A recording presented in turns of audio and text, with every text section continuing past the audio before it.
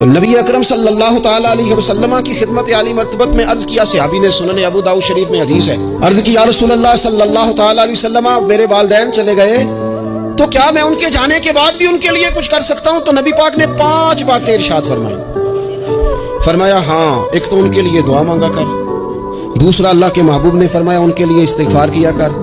تیسرا رسول کریم علیہ السلام نے فرمایا اگر انہوں نے کسی سے کوئی وعدہ کیا تھا تو اسے پورا کر دے اگر تجھ سے ہو سکے، اور رسول کریم علیہ السلام نے فرمایا اگر ہو سکے تو ان کی طرف سے صلہ رحمی بھی کر، یعنی ان کے رشتہ داروں سے اچھا سلوک کر، اپنے چچاؤں کے ساتھ تو نیکی کر، اور اگر تیری والدہ کی طرف سے تو نیکی کرنا چاہے تو اپنے ماموں کے ساتھ، خالاؤں کے ساتھ تو اچھا سلوک کر، اور پھر 5ویں نمبر پر محبوب نے فرمایا اپنے والد کے دوستوں کی تعظیم کر، ان کے لیے تیرے دل میں اچھے جذبات ہوں، تو اکرام کر دوستوں